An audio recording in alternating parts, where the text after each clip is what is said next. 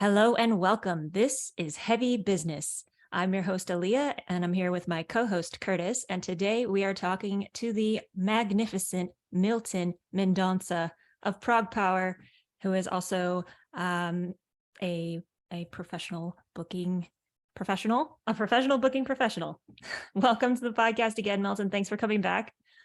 Hi guys, how are you? Thanks for having me back. It's a pleasure to be Absolutely. here. Excited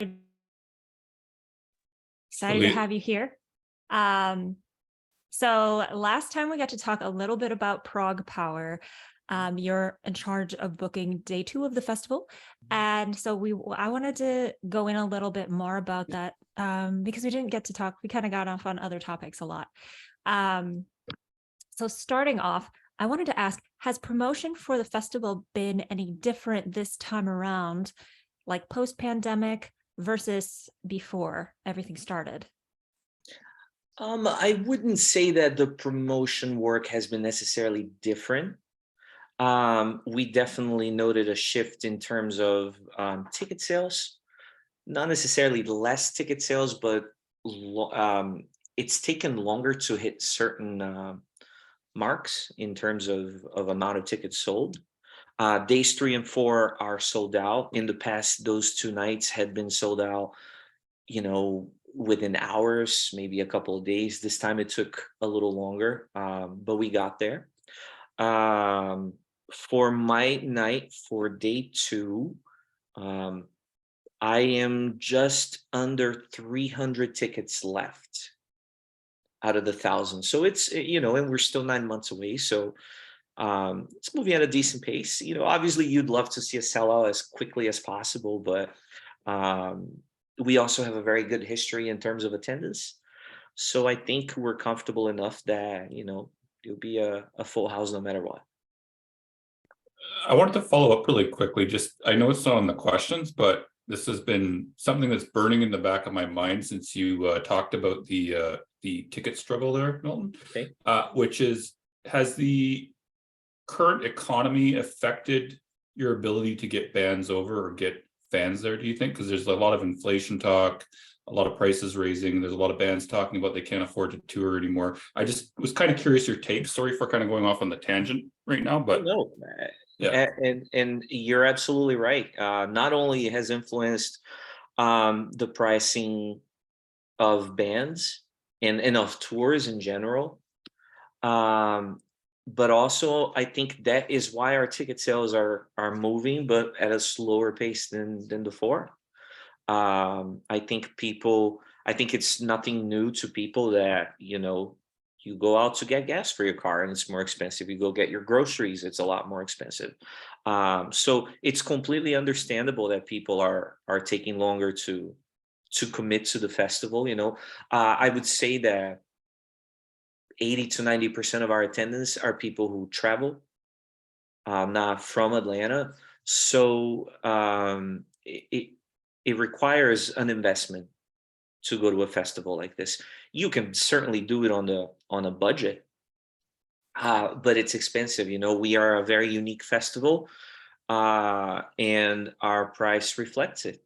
I think we offer an experience like no other in the States, but it's not a cheap show to book. Certainly, there have been bands that we've invited for this year that said, what, we would love to make it happen, but at the current offer or at the current situation, we can't afford to do it. Visas became a lot more expensive than ever. So it's it hasn't been easy. It hadn't been easy for the last few years, but this time around, I feel like it's a big difference. I don't know what the pricing was the year before. Did you increase quite a bit or was it just a slight? So for my particular night, the tickets went up by $10, I want to say. So it wasn't like this super significant increase. Okay. But the price of visas, for instance, doubled. So, you're looking at, $4,000 to $5,000 per band per visa. Yikes. So it's actually, I don't, yeah, about that much maybe, yeah. So it's significant, everything else went up. Price of hotels went up, price of flights from overseas went up. um Backline rental, Yeah. everything's more expensive. So yeah. This is why they are not booking your band, people. They need the sales. Just kidding. I'm done on that right now, Aaliyah. If I have more questions, then I'll come back to it later. Yeah, so the lineup for day 2 is Seven Kingdoms, 0 Hour, The Halo Effect, Vola, and Beast in Black. Mhm. So out of all of those bands, who was the most difficult to get to sign? Um, hmm. I would say, so I don't think any of the bands were difficult necessarily. There were a couple that took a little longer than others. I would say the Halo Effect took the longest. It was the first band that I really wanted to book for this year, and it was the last one to confirm. But I guess it was just because we booked the festival so far in advance. I think their management just wanted to make sure that they didn't have any conflicts or anything like that. But I'm very happy that it worked out. I'm stoked to have them on our stage. Yeah, that's going to be so cool. They're a great band. They had probably the best melodic death metal album last year. I So think so too. It was funny. I just for fun, I posted my list of my 10 favorite albums of the year last year, and they're surely up there. So Um, so I guess I wanted to ask if when you are booking bands, Mhm. like smaller bands that maybe they're US bands or just smaller bands in general, do you pay attention to their social media at all? Is that a factor you consider when you're deciding whether to book a band? Absolutely, yeah. We really look at everything, or as much as we can, from social media engagement, whether or not they have a lot of followers versus not too many. But social media engagement is a big deal because we want to know if the band is going to be promoting the shows that they have coming up. I think that's as important as anything else. There's nothing more frustrating than announcing a band for the festival, and then weeks go by and they haven't said anything about the festival. So it definitely makes a difference. um I can't say that it's going to dictate whether or not the band will get booked, but we talk about it. We look at their following, their engagement, the type of engagement. There are some bands that are um rather controversial in some ways. Obviously the music has to fit in with the festival. Is there a lot of buzz? Are people talking about them, so on and so forth. So other than promoting their shows, are there any other social media behaviors that make a band stand out to you in a good way? Not bad. I mean, obviously, we know some of the things that people shouldn't do on social media, but what are some things they should be doing? Yeah, there's plenty of those, right? I'm trying. I don't think anything stands out to me social media wise. Like I said, it's you got to be active, you got to be engaging, you got to be um, professional. I gotta ask Milton, what about those bands that tag the festival all the time? Does that piss you off, or does that make them stand out? Just I'm curious because you said that and nothing really, but I just need to know. Does that work or not? No. Okay, fair.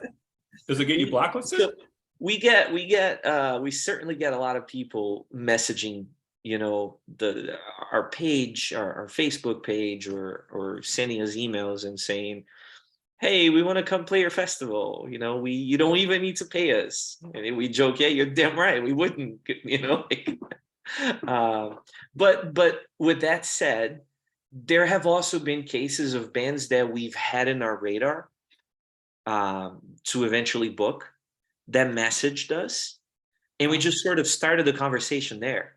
So I'm not going to say it doesn't work, but I think 99% of the time it starts from, at least in my night, it starts from me. And I'm pretty sure the same thing with Glenn. Interesting. Yeah. I have another question that's kind of off the topic, and I'm sorry, Oli, I kind of keep kind of being a squirrel here and kind of like going down all these trails here. So would you guys ever do something like what Walken does with the competition at some point? Just curious how you feel about that. I'm not trying to get a shit talk if you don't like it. I'm just honestly curious. Probably not. Why? Okay, why not? Just out of curiosity. I'm not sure. I actually was curious about this. I think it's just too much of a hassle, to be honest. Fair. We work full time on the festival year round, but we also work full time in careers that have nothing to do with the festival. When Glenn founded the festival, he still works at a hospital in Georgia. I work in a mental health agency up here in Connecticut. So, the way the festival runs right now, the way things are, it already consumes so much of our time and effort. And don't get me wrong, we're stoked to do it, but I don't think we have the bandwidth to do something like that. Fair enough. Just was curious. Yeah. Yeah, I mean, if you think about Vakken, it's huge. Huge enterprise. Well, I they're don't know how probably the many biggest. stages they You have. guys are probably the biggest in the United States. So It is probably the biggest in the United States, but still Yeah. European tours, European festivals. They're so huge. They have a lot of staff. Yeah, that's true. So That's they have true. more people to handle stuff. That's true. I think yes, but I think we have to. One thing that you didn't mention is they have the public, which means they have the budget. Good point. They're able to put together a 60,000 person festival, and the budget reflects that, right? We're probably the biggest in the States in terms of progressive and power metal bands and just metal and our metal, I guess, in general. But our venue has an 1,100 cap. We really do believe in quality over quantity. So, I know Glenn has answered this multiple times over the last 2 decades. He would never try to make the festival bigger. Yeah. For us, it's perfect the way it is. So. Yeah. Fair enough. Going back to social media, are there any, because Curtis mentioned, would a band get blacklisted for tagging the festival all the time? Is there anything that a band could do that would get them blacklisted that they might not expect would get them blacklisted? Absolutely. Let's hear it. I think at the end of the day, we're just not looking at bands and their music. We're looking at everything. We're looking at their comments. We're looking at their, I mean, I don't mean to sound arrogant about it, but don't shit talk the festival and expect to play it. Oh, you know what I mean? That's hilarious. I'm sorry.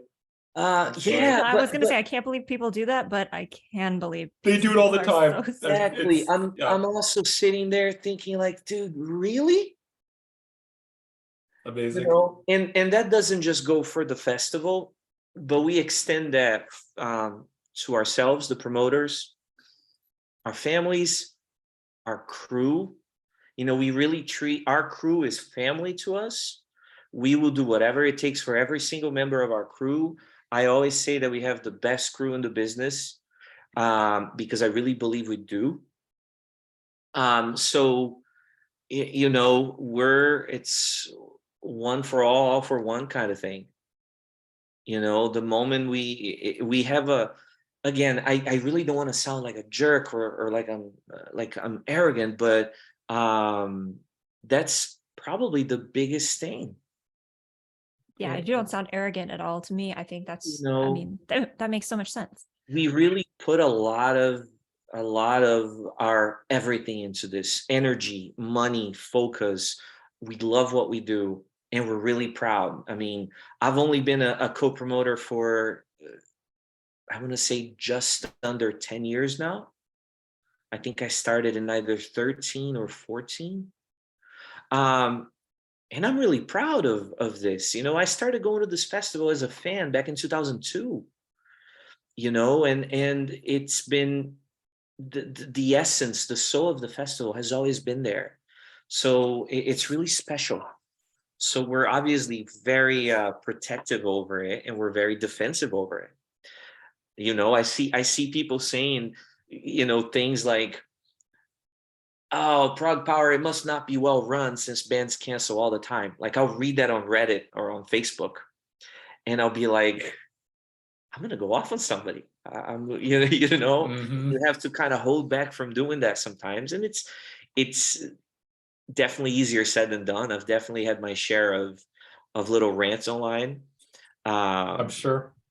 Yeah. but I think that is the easiest way to get on that list. And believe me, there are bands that have made the mistake of doing that and have sent their apologies and have tried to smooth things over. And listen, I believe in second chances. I believe that, I like to find the good in people, and I like to say, you know what, people make mistakes. I make mistakes. Yeah. I've made mistakes with bands before.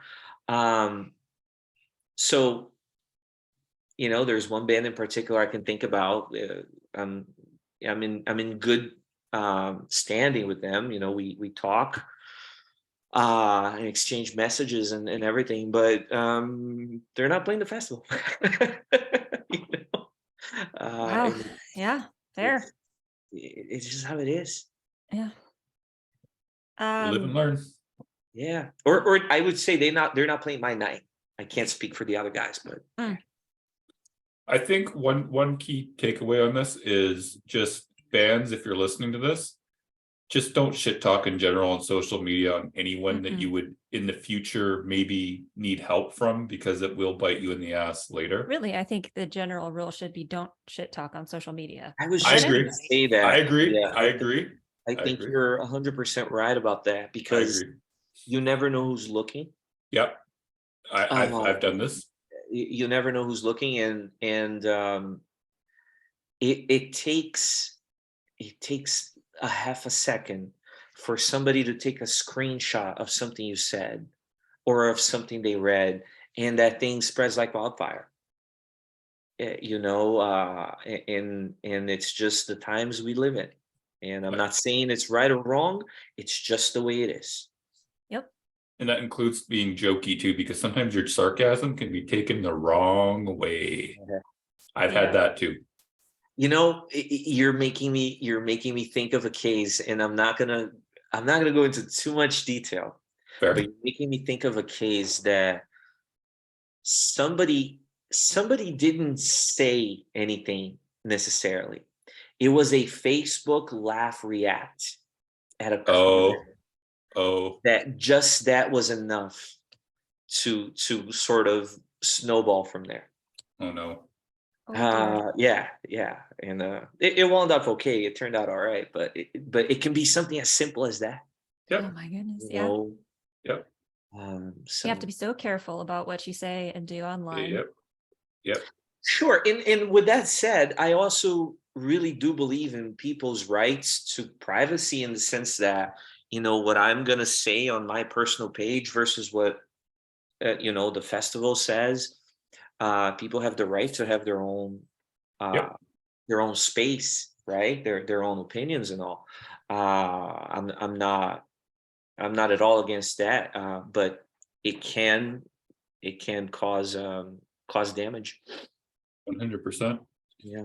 On a more upbeat topic, if I'm able to, Aaliyah.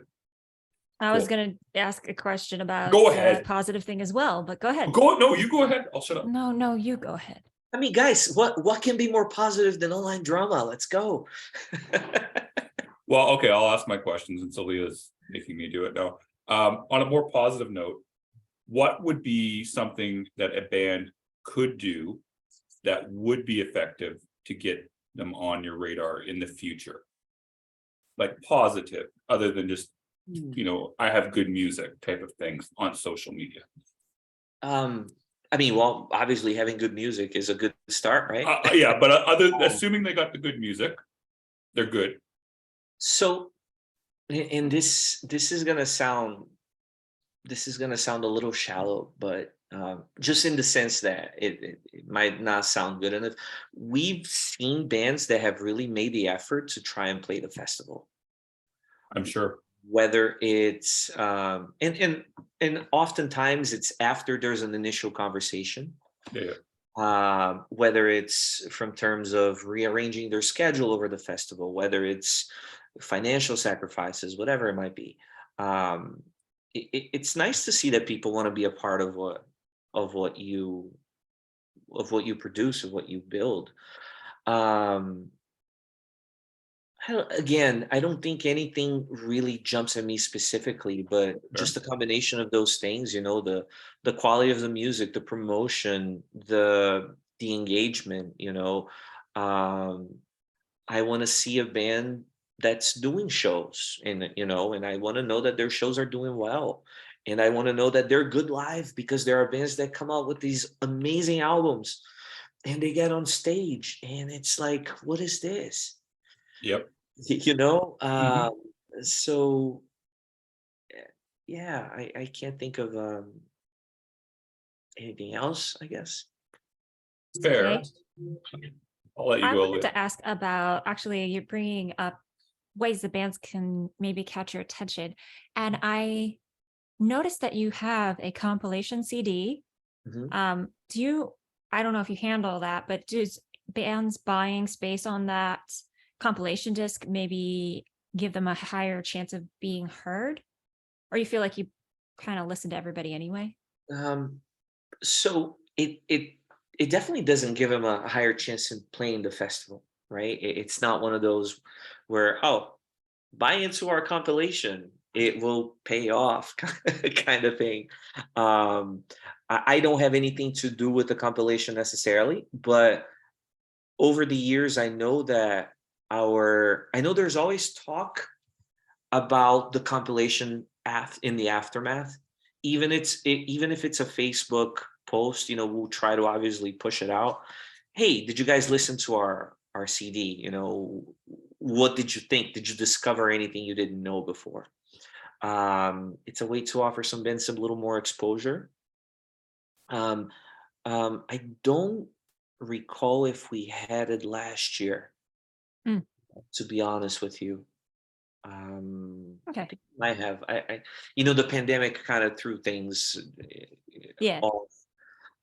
But it's I've always listened to all of the submissions, all of the songs that end up on it, and there's always a little hidden gem there or two. There's obviously stuff that the bigger labels send over to us, so you might see a Beast in Black or a Nightwish or a Sabaton song on there. But there's always a little hidden surprise for sure. Yeah. I feel like actually in my past, I discovered a bunch of bands through compilation CDs. So Yeah. yeah, I was just curious about that aspect of the festival. I think it's a great idea to have that. Yeah, it's hard though now too, because CDs are sort of out of fashion, right? That's true. Yeah, it's different times. Just because And I had that experience doesn't mean new oh, people will have that oh, experience. sure, but I'm not as our we're going to the 22nd edition of the festival.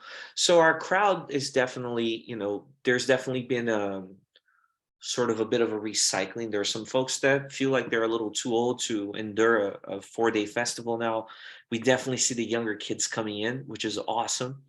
Um, and I'm not really sure they would actually pick up a CD and try to listen to it to discover new music. Uh, Might be better off doing like a Spotify playlist or I something. I just thought about that, but then how how marketable is that, in the sense that, can that really be profitable? I don't think so. I don't know. I mean, obviously bands have to pay to be a part of that still, Right, right. but But will people at the actually listen same to it? time, I right, think and your at the brand is same pretty strong, but yeah, but at the same time, I also see people saying, "Oh, anyone can put together a playlist on Spotify," right? yeah, but not everybody's opinion is worthwhile. That is a good point. That is a good point. And to that note, um, we really do feel like what we so if I bring a new band that I discovered that I think it's worth people's attention to my page or to the festival's page, it's really interesting how people listen to us in terms of, oh, let's check these guys out. And again, no, not trying to say that, oh, I am the messiah of new music. I am bringing you guys or No, anything of like course not. that. But No, it's you have also, earned the respect of people by being a part of the industry in the and ways that you have. obviously, yeah, and obviously mostly through Glenn because he is our messiah, right? He's the guy behind it, and just to be a part of it is awesome as it is. But it's really interesting how um, the festival's voice resonates with people in terms of that. There are bands that Glenn booked back then that nobody knew who they were, and they kind of grew with the festival. And if it wasn't for the festival, they probably would never have made it. Uh, so it's really kind of cool. It's a really interesting phenomenon, I think. And every now and then we'll use that to sort of gauge the temperature of a band with our crowd. I will post something I discovered on Facebook or Glenn will, and kind of gauge how people feel about it. We have Cool. a few tricks up our sleeve, I guess, Yeah, in terms of. sounds like it. All right, so we're 20 minutes in. Let's move on to talking about touring a little bit before we wrap things up. Yes.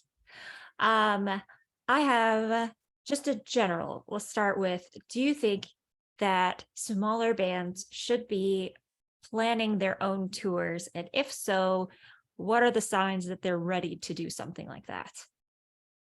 Um, that's a tough one. If you ask me if smaller bands should really just go for it, there's a part of me that thinks, yeah, absolutely, go after it. Um, but I guess mature, But the more mature grown up in me is also saying, don't do it. You know, You're gonna need that money down the road. I guess I'm too much of a realist, I guess, but I've seen so many bands try and just sink all of their money into their first DIY tour, and it just bombs, and they yeah, get home and it's like, crap, how do we pay our bills now? um so it's hard because there are some bands that are ready from a professionalism standpoint, from a music standpoint. um but it's so unpredictable, right? You don't know if 10 people are going to show up or 1,000 people are going to show up. um so unless you know for a fact that people will be at those shows, um I don't think it's worth doing their own tour. Um, I've that, always been a big believer that support tours until people are tired of you, kind of thing. Um, uh, and sometimes bands will have to pay to get on those tours, and it's just how it is. Uh, yeah. So how do bands, like, say a band isn't signed with or doesn't have a booking agent, is kind of independent, how do they start dipping their toe into getting booked on a support tour? um, so I haven't really done a whole lot of tour booking for a few years now. Um, and I can't tell you if things have changed a lot, but back Fair. when I was doing it back 2018, 17, I guess a few years ago, um, definitely playing as local support for tours coming in whenever the option was there was a way to do it. Um, yeah, you just got to pay your dues, I guess. You got Yeah. to hustle and pay and play as those as local supports until you can start trying a little regional run, some shows around here. I know a lot of bands that did sort of exchange placements with other bands that they were friends with. Like a band from Chicago and a band from New York and a band from Boston, they all would kind of join forces. And in Chicago, they played for the fans of the band from Chicago, but they really try to kind of keep it in the family, so to speak. And I've seen that work for a lot of bands. That's a But cool concept, like the yeah, teamwork regional sort of thing. right. Um, yeah, I really feel for those, and I don't mean disrespect by calling people starter bands, but it really sucks to see them so excited, because the beginning of the career is so exciting, right? You just want to play and you want to get your name out there, but it's so expensive. Yeah. And I hate to think that people won't get there because of bad investments, I guess. Mhm. Um, but it's difficult. You won't get a booking agent until you have proven that you can bring people into shows, right? It's very rare when that happens, otherwise. But it's hard to book shows without the booking agent, so you kind of keep going on that circle. Yeah, it's not easy. I'm sure it's not any easier for bands today as it was a few years ago, like I said. Yeah. I was just gonna say real quick summary, like that sounds like, playing the support shows Mhm. for tours that come through your city for relevant genres. And then if there are other bands that are kind of your similar level to you in nearby states, you could team up with them and do a little regional mini tour. Mhm. And then that's just part of the initial steps to get it to the point where you could buy onto a national tour. Yeah, and I think it happens organically. The more you start playing those local shows, the more the name starts getting out there. And if you can back it up with a really awesome performance and really awesome music, and then let's pull it all back into the social media and the promotion and the engagement, it sort of builds from there. I certainly can think of some bands that have played ProgPower from the States that have done that. The first one that comes to my mind is Seven Spires. I remember hearing them opening all of these shows in Boston, and opening shows up in Hartford, and thinking, there's something there. These guys are doing something. That's a really cool local opener. And then the next thing you know, they're trying a run of shows in the East Coast and getting booked on major tours now, and so on and so forth. So I wanted to ask a question. I know you haven't done tour booking, you said, in a while, but just out of curiosity, since we're in the PR business, does what we do help bookers want to book a band if it's effective? So like, does PR actually help? If it doesn't, that's fine. I'm just curious. I actually don't know. so first of all, I'm going to apologize. There's a clock going off here with a little music in the background. It's hysterical because it's Christmas. I didn't notice it until you said that, but yeah. Yeah. So okay.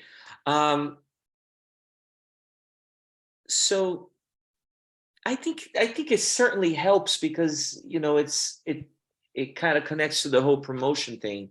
Yep. If there's a PR professional behind the band ready to get the word out, of course the promoter will love hearing that. And the booking agent will love hearing that as well.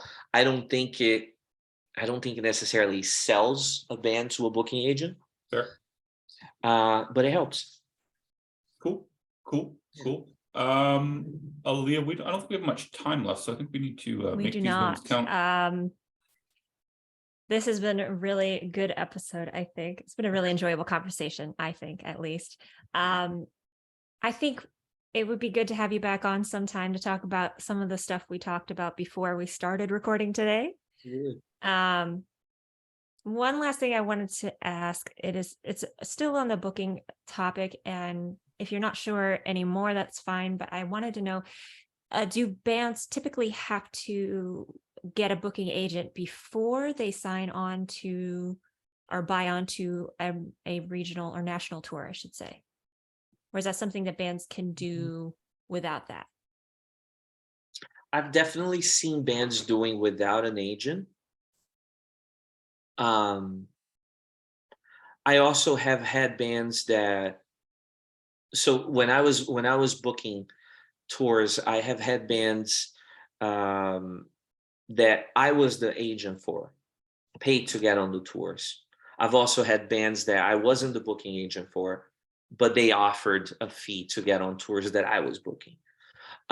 So yeah, it can, you don't necessarily have to have one. Um, but it's almost sort of like a label, right? That they say the label is not really necessary these days anymore. But it's still, if are you going to have a band on this tour that has a label behind it or that doesn't? 9 out of 10 times they're going to go with the label. And it's the Fair. same thing, I still think the booking agent is very much necessary. I mean, 90% of the bands we confirmed for our festival were through booking agents, for instance. So yeah, definitely. Good to know. Yeah. Good to know. All right. Thank you for coming on the podcast again, Milton. Everybody, make sure to get your tickets now for ProgPower. They're going to go eventually sell out. So make sure you get them. Thank you guys for having me. Thank you for the space. And it's always a pleasure talking to both of you. So. Likewise. And everyone listening, until next time, make like a bull and throw those horns up.